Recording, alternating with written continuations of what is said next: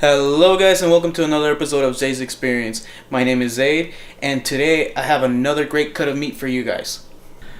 Today we're going to be making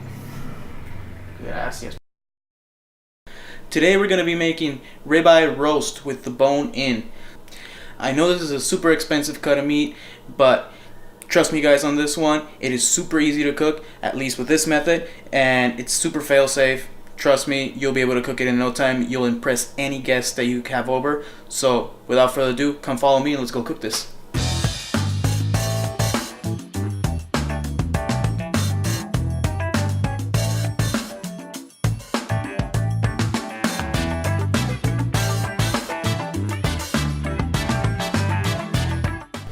So, first of all guys, the list of ingredients is super easy on this one.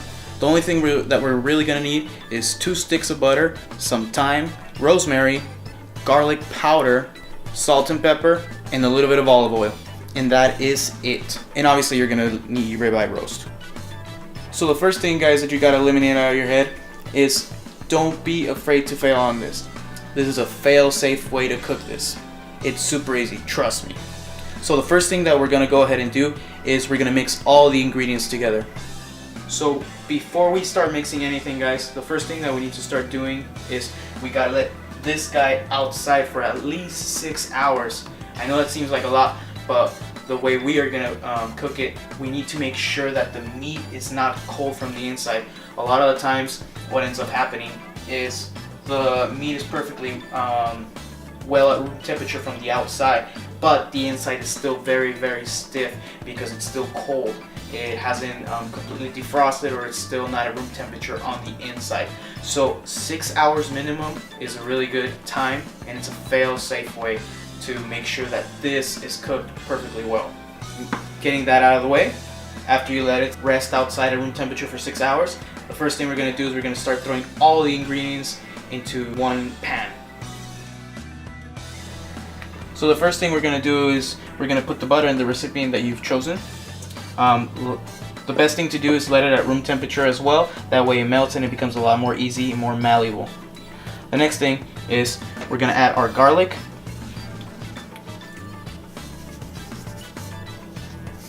Remember guys, this is just garlic salt. So it's about 2 tablespoons. So make sure to go ahead and add all of that in. Then we're going to add some thyme. Now this you can go ahead and use as much as you like. It all depends on how much thyme you like and all that, but usually I like to use a couple of sprigs. So for this guys, you can go ahead and choose to use fresh thyme, or you can go ahead and use the dry. Either one works well. Just make sure you take off as much of the branches as possible if you're using fresh. I used a couple of thyme sprigs on this one. I used like 7-8 thyme sprigs, so it should look something like this. Now we're going to go ahead and do the same thing with the rosemary. Again, we're going to be using about 5-6 thyme sprigs because it is a lot of meat. For this particular one, it's 5 pounds, so take that into consideration. However much yours weighs, go ahead, and I think 1 whole sprig per pound is pretty good. But again, it depends on how much you guys like each flavor.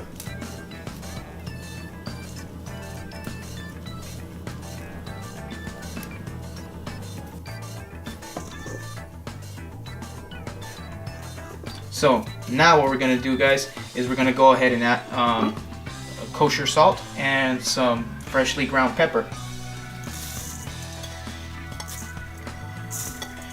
Okay, something you got to understand about this. I know it may seem like a lot of salt, but again, for this particular roast, it's 5 pounds of meat. So the salt has to get through all that meat. That way it can flavor the entire thing as opposed to just the outer layer.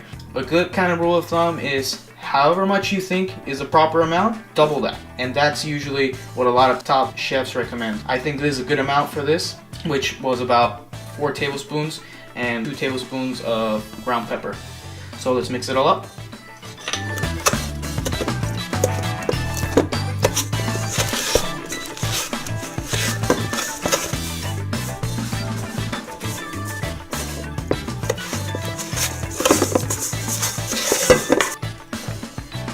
So this is ready to go.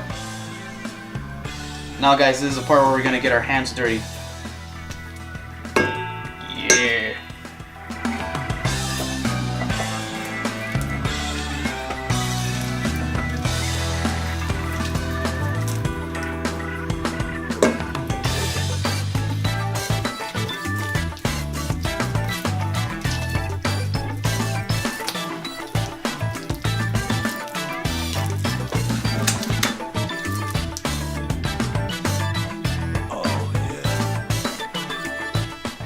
So guys, once you felt you've gotten that all over the roast, what we're gonna do next is we're gonna transfer it over to whatever pan you guys are using. You know me, I use the Cuisinart.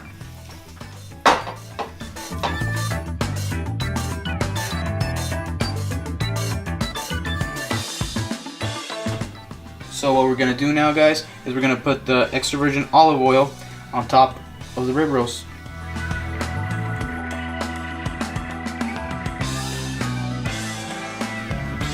What this is gonna do, it's gonna prevent the butter from burning, because butter can burn.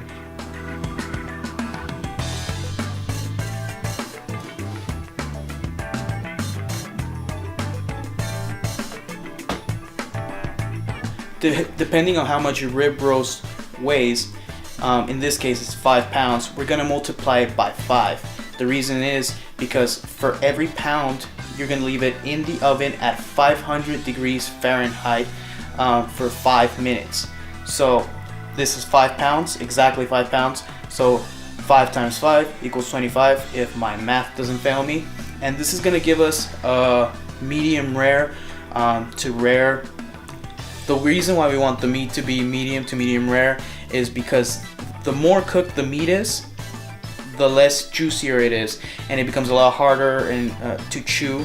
Again, this is one of those cuts of meat you really want because of the fat, because of all the flavoring that it has in the middle, all the marbling. This can be a really great cut of meat if eaten medium rare to rare. So I really recommend you guys give this a shot. So now for the waiting game, we're gonna cook it for those 25 minutes in this case. So 5 times however many pounds, we're gonna leave it in there for 25 minutes.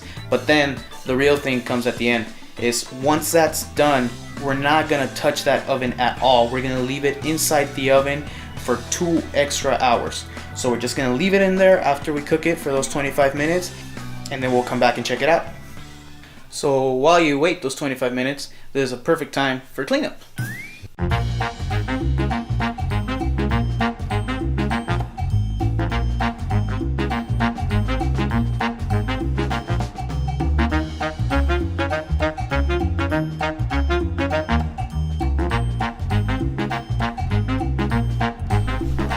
So 25 minutes have gone by. Let's go ahead and turn this oven off. So remember guys, we're not done yet. After the 25 minutes, now what we gotta do is we gotta let it rest for 2 hours. Do not open that oven. 2 hours start now. So finally the 2 hours are up. Let's go check our roast.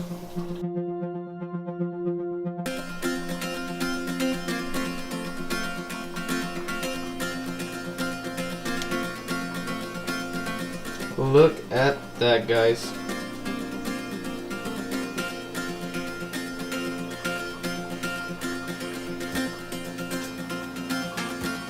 Let's check it out and see how it looks from the inside.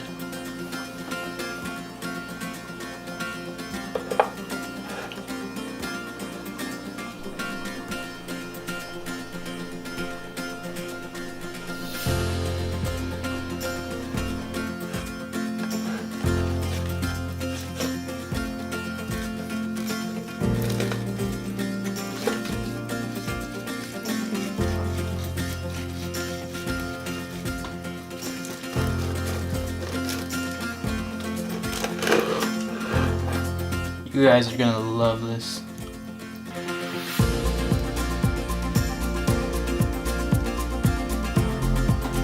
Look at that.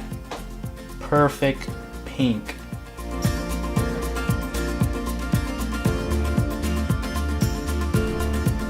So really happy with how that went. As I told you guys, it is a fail-safe way to do this ribeye roast. It looks great, both presentation wise, and it tastes even better. Mission accomplished, guys. So that is it on my part today, guys. The only thing that's gonna happen now is we're gonna go ahead and reap the benefits of this. Once again, guys, as always, thanks for watching this video. Again, give the recipe a couple of tries and learn what you like about it, look what you don't like about it. Maybe put in a little bit more ingredients, take out a couple, make it your own, guys. At the end of the day, that's what it's really all about. So with that being said, guys, please go ahead, comment, like, and subscribe. I really appreciate that. There's a couple of new people coming in on the weekly basis. Thanks for that, guys. Thanks for all the likes. Thanks for all the subscribes. And I'll try to keep you as posted as possible with the latest videos. So with that being said, guys, it's time for me to go because tonight's video started a little bit late. But as always, guys, I'll see you into the next one. Peace.